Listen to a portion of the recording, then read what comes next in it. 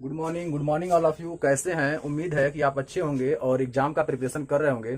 तो स्टूडेंट, इस टॉपिक को खत्म कर चुके हैं वर्णमाला का, और अब हम लेकर के आए हैं प्रैक्टिस सेट। जो वर्णमाला बहुत बेहतरीन तरीके से आपको पढ़ाया गया है, उसी में से आपको प्रश्न बना करके हम दे रहे हैं, और इस प्रश्न को ही आपको क्या करना है, सॉल्व करना है। यानी कौन सा ऑप्शन सही होगा। अगर आप दो वीडियो बहुत बेहतरीन तरीके से देखे हैं तो आप इस जो प्रश्न दिए, इस प्रश्न को बहुत ही आसान तरीके से सॉल्व कर लेंगे। तो इसमें एक पेज पर आपको 8 प्रश्न मिल रहा है। इस प्रश्न को आप सॉल्व करेंगे और उसका उत्तर हमें कमेंट बॉक्स में देंगे। स्टूडेंट, अगर आप हमारे चैनल पर नए हैं तो हमारे चैनल को सबसे पहले रेड बटन दबाकर सब्सक्राइब कर लें, लाइक कर दें और बेल आइकन दबा दें, ताकि हर वीडियो की नोटिफिकेशन सबसे पहले आप तक पहुंचे और कोई भी वीडियो मिस ना हो। तो आइए अब हम प्रश्न पर चलते हैं। दिया हुआ है, पहला नंबर प्रश्न दिया है, इनमें से कौन सा वर्ड स्वर नहीं है। तो आप जानते हैं स्वर और व्यंजन को बहुत ही बेहतरीन तरीके से आपको हम पढ़ा चुके हैं। स्वर क्या होते हैं, व्यंजन क्या होते हैं, अयोगवाह क्या होते हैं, अंतस्थ क्या होते हैं, आगत स्वर क्या होता है, ये सारा चीज आपको हम पढ़ा दिए हैं। तो स्वर क्या होते हैं, स्वर आप देखेंगे तो ये सभी व्यंजन है। यहाँ जो आपका दिया है, ए नंबर ऑप्शन जो दिया है, यही आपका क्या है, स्वर है। अब आगे देखेंगे, दूसरा प्रश्न में देखेंगे, दिया है स्वर ध्वनि के प्रकार हैं। स्वर ध्वनि के इसमें से 4 ऑप्शन दिया है, कौन सा है जो स्वर ध्वनि का प्रकार है। तो इसमें से देखेंगे आपका जो स्वर ध्वनि का आपका प्रकार है, तो स्वर ध्वनि में आपके 3 होते हैं। एक होता है ह्रस्व, दीर्घ और प्लुत। ये 3 होते हैं स्वर ध्वनि के। तो देखेंगे आपका दीर्घ दिया है, प्लुत दिया है, ह्रस्व दिया है, तो आपका ये होगा डी नंबर। उपयुक्त तीनों होंगे आपके स्वर ध्वनि के प्रकार। तीसरा नंबर प्रश्न जब देखेंगे, इसमें दिया भाषा की सार्थक लघुत्तम इकाई है। तो भाषा की जो सार्थक लघुत्तम इकाई होती है वो आपकी ध्वनि होती है। इस प्रश्न का सही उत्तर होगा आपका ध्वनि। ध्वनि आपका इस प्रश्न का सही उत्तर होगा। अगला दिया है, 4 नंबर प्रश्न दिया है, कह रहा किस शब्द में री स्वर नहीं है। तो आप जानते हैं री आपका ये होता है और जो उसका बनता है मात्रा ये होता है। तो किसी भी वर्ड के नीचे लगाया जाता है। तो आप देखेंगे दिया है कि किस शब्द में री का स्वर नहीं है, तो आपका डी नंबर ऑप्शन है। डी में आपका री स्वर का मात्रा नहीं दिया हुआ है। तो इस प्रश्न का सही उत्तर डी नंबर होगा। 5वां नंबर प्रश्न में दिया हुआ है, तालव्य व्यंजन निम्न में से कौन है। यानी निम्न में से तालव्य व्यंजन कौन है, 4 ऑप्शन दिया। तालव्य व्यंजन मतलब जब व्यंजन को बोलते हैं तो हमारी जीभ जो है वो तालु को टच करती है। तो तालव्य व्यंजन भी हम कल पढ़ा चुके हैं पिछले वीडियो में। तो आप देखेंगे च, छ, ज और झ, ये होते हैं तालव्य व्यंजन। जब भी इसको बोलेंगे तो आपका जीभ जो है तालु को टच करेगा। तो इस प्रश्न का सही बी नंबर ऑप्शन होगा। 6ठा नंबर प्रश्न देखेंगे, दिया हिंदी वर्णमाला में वर्ड कितने होते हैं। टोटल हम जोड़ करके आपको बताए थे, स्वर, व्यंजन, अयोगवाह और अंतस्थ व्यंजन, ये सभी को जोड़ करके आपको बताए थे 52 होते हैं। कितने होते हैं, 52। तो आपका इसमें सी नंबर ऑप्शन सही होगा। यानी प्रश्न नंबर 6 का सही जो उत्तर होगा सी नंबर, 52 वर्ड होते हैं। 7वां नंबर प्रश्न पढ़ेंगे, दिया है निम्नलिखित में से नासिक व्यंजन कौन सा है। तो नासिक व्यंजन का अर्थ होता है कि जो बोलते समय नाक से हवा बाहर आती है। तो क्या क्या होता है नासिक व्यंजन, देखेंगे आपका अंग होता है, और उसके बाद आपका इ होता है, अड़ होता है, न होता है, म होता है। ये 5 होते हैं आपके नासिक के व्यंजन। नासिक का मतलब नाक से हवा बाहर आती है, तो ये होते हैं नासिक। तो देखेंगे इस प्रश्न का सही उत्तर आपका क्या है, बी नंबर ऑप्शन। यानी बी नंबर ऑप्शन इसका सही है, इ। 8वां नंबर प्रश्न देखेंगे, निम्नलिखित शब्दों में किस शब्द में द्वित्व व्यंजन है। अब देखेंगे इसमें किस शब्द में द्वित्व व्यंजन है। तो द्वित्व व्यंजन मतलब जो आधा होगा वही पूरा होगा, जो आधा होगा वही पूरा होगा। देखेंगे C number, C number option में आपका जो दिल्ली लिखा हुआ है वही आपका सही उत्तर होगा। 8वां प्रश्न का सही उत्तर ऑप्शन सी होगा।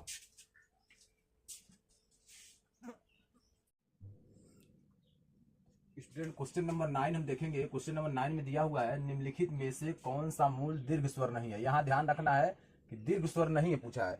कभी कभी बच्चे ओवर कॉन्फिडेंस हो जाते हैं कि ये मुझे क्वेश्चन आ रहा है, जिसके कारण वो गलती कर देते हैं। तो यहाँ दिया है, इसे विशेष ध्यान रखेंगे, नहीं है पूछा है। यहाँ पूछा है कि निम्नलिखित में से कौन सा मूल दीर्घ स्वर नहीं है। तो दीर्घ मतलब होता है बड़ा, और इसमें मूल पूछा है। तो मूल आपका होता है आ और बड़ी ई और बड़ा ऊ, लेकिन ओ जो है ये मूल दीर्घ स्वर नहीं होता है। इस प्रश्न का ऑप्शन नंबर डी, इस प्रश्न का ऑप्शन नंबर डी सही उत्तर होगा। यानी ओ आपका मूल दीर्घ स्वर नहीं है। प्रश्न नंबर 10 में देखेंगे, दिया है हिंदी में ध्वनियां कितने प्रकार की होती हैं। हिंदी में ध्वनियां कितने प्रकार की होती हैं, जिसके बारे में पिछली वीडियो में आपको पढ़ा चुके हैं पूरा विस्तार पूर्वक। तो वो वीडियो देखिए और देखने के बाद फिर ये टेस्ट दीजिए आप लोग। तो यहाँ दिया है हिंदी में ध्वनियां कितने प्रकार की होती हैं। तो हिंदी में जो ध्वनियां होती हैं वो 2 प्रकार की होती हैं। हिंदी में जो ध्वनियां होती हैं वो कितने प्रकार की होती हैं, 2 प्रकार की होती हैं। पिछले वीडियो में देखिए पूरा बताए हुए हैं। तो इस प्रश्न का सही उत्तर है ऑप्शन नंबर ए, 2। 11 नंबर प्रश्न में हम देखेंगे, दिया है मात्रा के आधार पर स्वर के कितने प्रकार होते हैं। मात्रा के आधार पर स्वर के कितने प्रकार होते हैं। तो मात्रा के आधार पर स्वर के 3 प्रकार होते हैं। इस प्रश्न का सही उत्तर है बी नंबर, मात्रा के आधार पर स्वर के 3 प्रकार होते हैं। अगला दिया है 12 नंबर प्रश्न में दिया है, जिह्वा, जिह्वा के आधार पर स्वर के कितने भेद होते हैं। जिह्वा मतलब जीभ, जीभ के आधार पर स्वर के कितने भेद होते हैं। तो जीभ के आधार पर स्वर के 3 भेद होते हैं। इस प्रश्न का सही उत्तर है बी नंबर ऑप्शन, यानी जीभ के आधार पर स्वर के 3 भेद होते हैं। अगला प्रश्न है 13 नंबर में दिया हुआ है, एक से अधिक वर्णों के मेल को क्या कहते हैं। जो एक से अधिक वर्ण मिलते हैं उन्हें हम क्या कहते हैं। तो स्पष्ट रूप से हम बोल सकते हैं कि जो एक से अधिक वर्ण मिलते हैं तो उन्हें हम व्यंजन कहते हैं। क्या कहते हैं? व्यंजन कहते हैं। अब व्यंजन का क्या रूल होता है, कैसे हम कह सकते हैं व्यंजन कह सकते हैं जब एक से अधिक वर्ण मिलते हैं, क्योंकि आप अच्छी तरह जानते हैं जितने व्यंजन होते हैं वो अधूरे होते हैं। क से लेकर के ज्ञ तक जितने व्यंजन होते हैं वो टोटल होते हैं अधूरे। जब तक उसमें अस्वर नहीं जुड़ता है तब तक वो होते हैं अधूरे। अगर अस्वर जुड़ गया तब वो क पूरा बोला जाएगा, अगर अस्वर नहीं जुड़ा है तो क पर हलंत लगेगा। यानी जो व्यंजन होता है वह स्वतंत्र ध्वनि नहीं होता है, वह किसी न किसी की सहायता से बोला जाता है। तो जिसकी सहायता से बोला जाता है वो अ है। तो सभी व्यंजन में अस्वर जुड़ा होता है, तब हम उसका उच्चारण करते हैं या लिखते हैं। तो आगे दिया है, इस प्रश्न का सही आंसर है ऑप्शन नंबर सी, व्यंजन। इस प्रश्न का यानी 13 नंबर प्रश्न का सही उत्तर है ऑप्शन सी, व्यंजन। आगे दिया है 14 नंबर प्रश्न दिया है, छोटी ई बड़ी ई च छ ज झ ञ आदि का उच्चारण किससे होता है। अब आप देखेंगे जो ऐसे ध्वनि है, यानी ध्वनियों की पहचान कैसे होती है, जीभ के आधार पर। जीभ ही है जो हमारी ध्वनियों को बताता है। अर्थात जीभ अगर तालु में सट रहा है तो वह वर्ड तालव्य हो जाएगा, दंत में सट रहा है तो दंत हो जाएगा, दंत और ओष्ठ दोनों में सट रहा है तो दंतोष्ठ हो जाएगा, अगर मूर्धा में सट रहा है तो मूर्धन्य हो जाएगा, कंठ से निकल रहा है तो कंठ हो जाएगा। तो यहाँ देखेंगे जब प्रोनाउंसिएशन करेंगे, जब बोलेंगे ई बड़ी च छ ज झ ञ, जब हम बोल रहे हैं तो जीभ जो है तालु को टच कर रही है। यानी जब भी आप इसको बोलेंगे च छ ज झ ञ छोटी बड़ी, तो जो जीभ है आपकी है वो तालु को टच करेगी। और जब तालु को टच करेगी तो वो कौन सा व्यंजन होगा, ये आपका होगा तालव्य। ये होगा तालव्य, यही है आपका तालव्य। यानी च छ ज झ ञ और छोटी और बड़ी कुल मिलाकर ये है आपके तालव्य, क्योंकि जब हम इसका उच्चारण करते हैं तो जीभ हमारा तालु को टच करता है।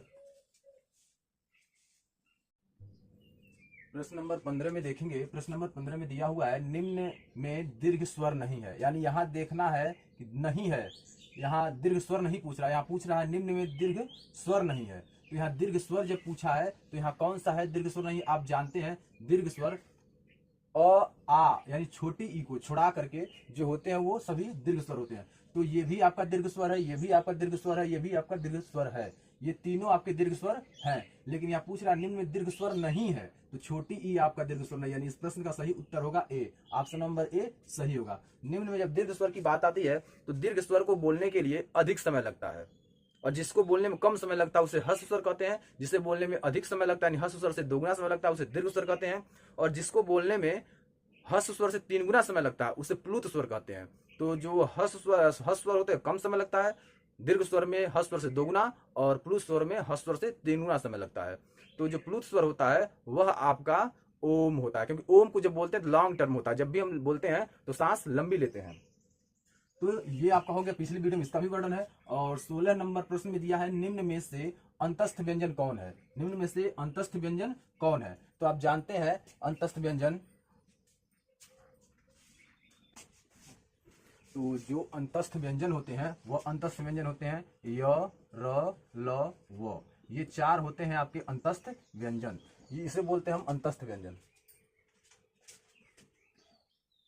तो इसमें जो अंतस्थ व्यंजन है वो आपका ये य र ल व ही अंतस्थ व्यंजन है, ये होगा अंतस्थ व्यंजन। और जो उष्ण व्यंजन है, उष्ण व्यंजन वह होता है आपका स, बड़ा स, पेटफरुआ स और ह, ये उष्ण व्यंजन होता है। जब स, बड़ा स, पेटफरुआ स और ह को जब बोलते हैं, ये संघर्षी भी है। जब हम बोलते हैं तो जो हमारे मुंह से जो वायु आती है वो रगड़ खा करके आती है। तो किसी भी एग्जाम में पूछ सकता है उष्ण व्यंजन क्या है या अंतस्थ व्यंजन क्या है, उसका एग्जाम्पल भी पूछ सकता है। तो ये आप याद कर लेंगे, 4 होते हैं, दोनों मिलाकर 8 होते हैं, 4 ये भी होते हैं और 4 ये भी होते हैं। तो इस प्रश्न में देखेंगे निम्न में से अंतस्थ व्यंजन कौन सा पूछ रहा है, तो य र ल व। तो आप देखेंगे इसमें दिया है पहला नंबर ऑप्शन ग ज व स, तो आपका सी नंबर ऑप्शन सही हो, क्योंकि व दिया है। इस प्रश्न का सी नंबर ऑप्शन सही है व, ये होते हैं अंतस्थ व्यंजन। 17 नंबर प्रश्न में देखेंगे दिया है, निम्न में अल्प प्राण व्यंजन कौन सा है। निम्न में अल्प प्राण व्यंजन कौन सा है। तो जो अल्प प्राण व्यंजन होता है वो प्रत्येक वर्ग, जैसे क वर्ग होता है, उसके बाद च वर्ग होता है, और प्रत्येक वर्ग में 5 व्यंजन होते हैं। तो प्रत्येक वर्ग का प्रथम, तृतीय और पंचम, प्रत्येक वर्ग का प्रथम वर्ण, तृतीय वर्ण और पंचम वर्ण आपका अल्प प्राण व्यंजन होता है। यानी प्रत्येक वर्ण जैसे क ख ग घ अंग, ये होता है आपका प्रथम वर्ण। तो इसमें प्रथम वर्ण क्या हो गया, क हो गया, और उसके बाद तृतीय वर्ण क्या होता है, ग हो गया, और पंचम क्या होता है, अंग हो गया। ये आपके होते हैं क्या, अल्प प्राण व्यंजन। यानी प्रत्येक वर्ग का प्रथम, तृतीय और पंचम जो वर्ण होते हैं वही होते हैं आपके अल्प प्राण व्यंजन, और जो महाप्राण होते हैं वो प्रत्येक वर्ग का दूसरा और चौथा महाप्राण होते हैं। तो इसमें दिया है आपका क्या, तो ग नंबर दिया है, इसमें देखेंगे तृतीय में ग आ गया है, तो ये आपका क्या है, अल्प प्राण व्यंजन, ग अल्प प्राण व्यंजन है। इस प्रश्न का सही उत्तर होगा ऑप्शन नंबर बी। 18 नंबर प्रश्न में देखेंगे, दिया है निम्न में से घोष वर्ण कौन सा है, पूछ रहा है इसमें निम्न में से घोष वर्ण कौन सा है। तो घोष वर्ण के लिए स्पेशल वीडियो हमने कल बनाया है और उसमें आप देखेंगे जाकर के, तो पूरा उसका वर्णन किया है। तो इस प्रश्न का सही उत्तर होगा ऑप्शन ए। प्रश्न ए, जो आपका घोष वर्ण है। आगे दिया काकल्य वर्ण कौन सा है, काकल्य वर्ण कौन सा है। काकल्य वर्ण का भी हमने पिछली वीडियो में वर्णन किया है। ये वीडियो बहुत ज्यादा लॉन्ग ना हो और समय के कारण ही हम आपको शॉर्ट में समझा रहे हैं, टेस्ट केवल करा रहे हैं, बाकी आप इसको सॉल्व करेंगे। और पिछली वीडियो पूरा उसको डिस्क्रिप्टिव बताए हुए हैं, विस्तार पूर्वक बताए हुए हैं, उसको वीडियो देखिए आप। तो काकल्य वर्ण कौन सा है, तो ये आपका सी नंबर होगा, ह आपका जो होता है काकल्य वर्ण। ये बहुत सारे एग्जाम में पूछता है, एसएससी में, यूपीपी में, यूपीएसआई में, वीडियो में, ये सारे में ये प्रश्न आपका पूछता है, क्योंकि सबसे इंपॉर्टेंट प्रश्न है ये। इसको आईपीओ लिख लीजिएगा, सबसे इंपॉर्टेंट प्रश्न। तो ये आपका होगा काकल्य वर्ण, ह जो होता है वो काकल्य वर्ण होता है। आगे दिया अंतस्थ और उष्म वर्ण कितने होते हैं, हमने आपको बताया अंतस्थ और उष्म। तो अंतस्थ आपका 4 है और आपका उष्म भी कितने हैं, 4 है। तो इस प्रश्न में कह रहा है कि अंतस्थ और उष्म व्यंजन, अंतस्थ की बात कर रहा है और उष्म वर्ण की बात कर रहा है। तो हमने अंतस्थ में आपको बताया य र ल व, तो जो यहाँ दिख रहा है य र ल व, ये आपके 4 हैं और ये आपके अंतस्थ हैं। और यहाँ आपका जो दिया है ये उष्म व्यंजन है, तो उसमें भी पूछा है स ख स ह, ये आपके 4 हो गए, और 4 जब जोड़ देंगे तो ये आपके 8 हो जाएंगे। तो यहाँ पूछा भी वही है, अंतस्थ और उष्म व्यंजन मिलाकर कितने होते हैं, तो टोटल होते हैं 8। तो इस प्रश्न का सही उत्तर आपका होगा B number option 8, B number option 8 होगा।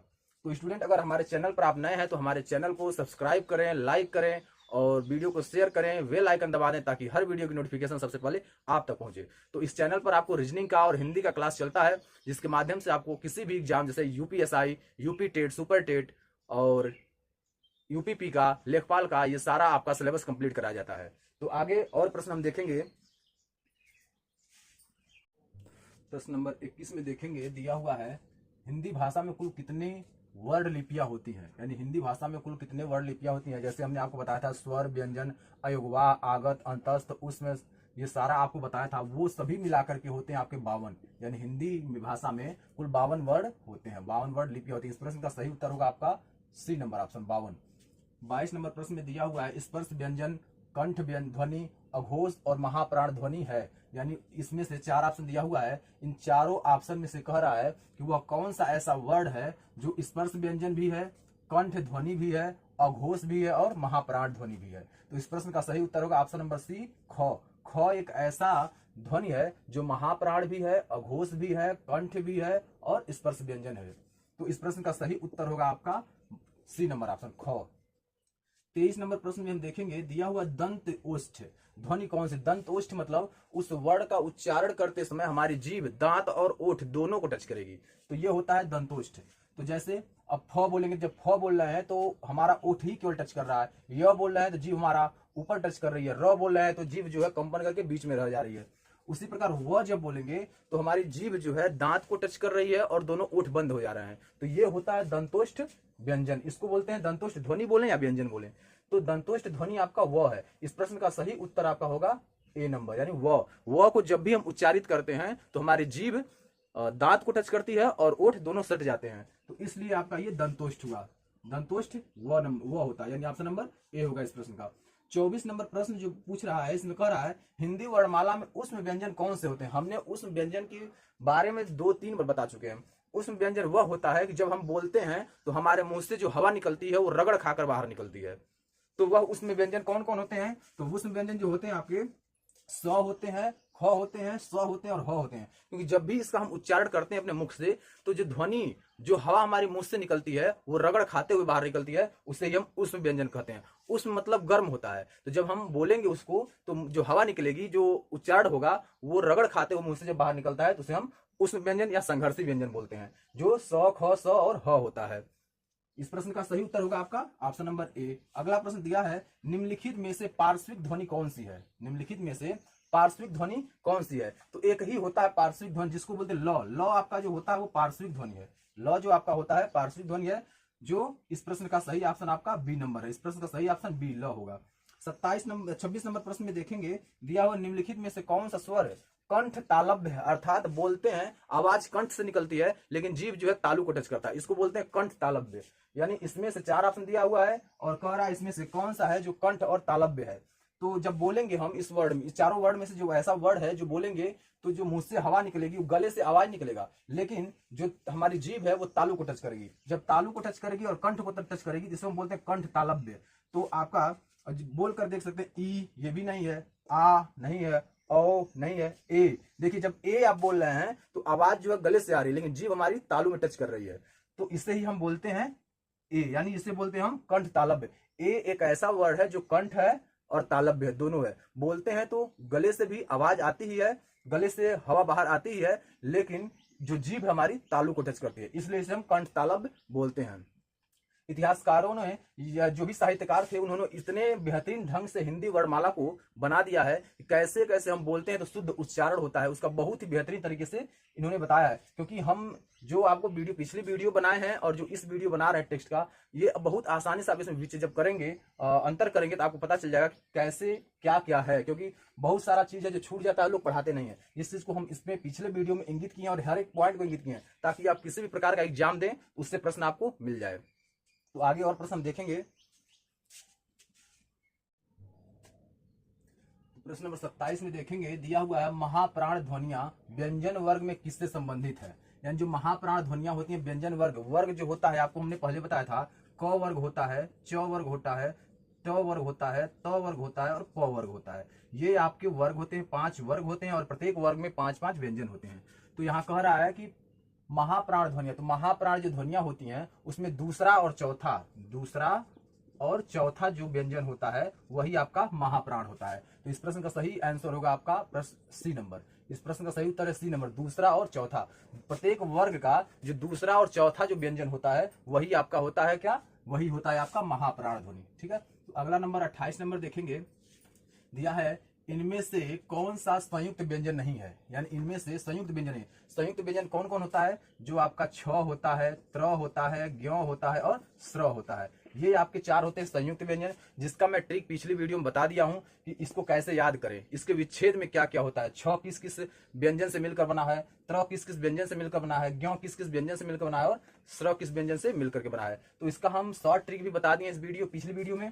ये आपका टेस्ट हो रहा है तो इसमें पूछ रहा है कि इसमें ये आपके हैं क्या, संयुक्त व्यंजन है। इसमें पूछ रहा है कौन संयुक्त व्यंजन नहीं है, तो आपका छ दिया है, त्र दिया है, ज्ञ दिया और फ दिया है। तो इस प्रश्न का डी नंबर ऑप्शन सही होगा, क्योंकि यही आपका क्या है, ये फ जो है आपका वह संयुक्त व्यंजन नहीं है। और यह प्रश्न आपका वन रक्षक में आया हुआ है, वन रक्षक में भी आया है और बैंक में भी आया हुआ है।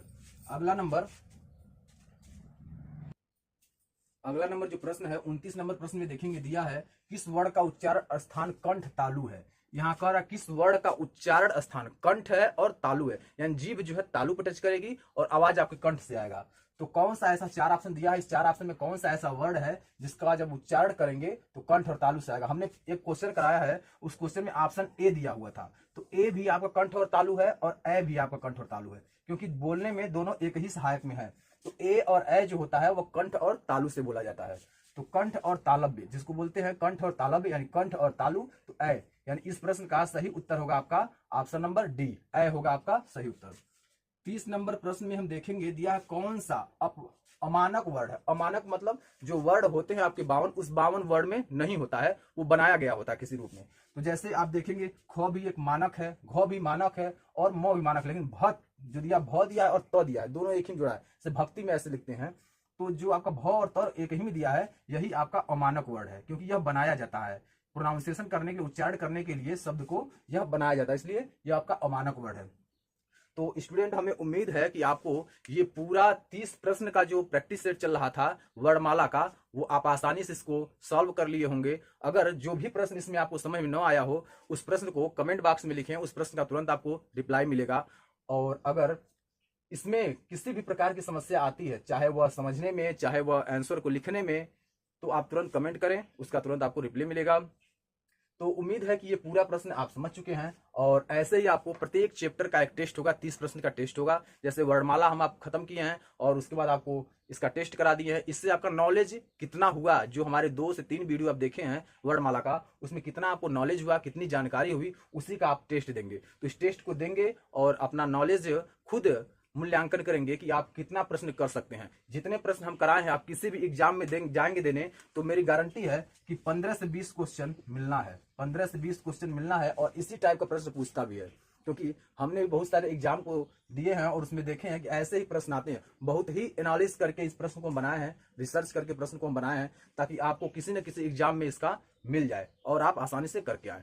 तो स्टूडेंट, अगर आपको और भी बहुत सारी वीडियो अगर देखना है, जीके की वीडियो देखना है, कंप्यूटर की वीडियो देखना है, तो आप हमारे IT ऑनलाइन एजुकेशन पर जाकर के, और वहां से बहुत सारा प्लेलिस्ट मिलेगा, उस प्लेलिस्ट से आप देख सकते हैं।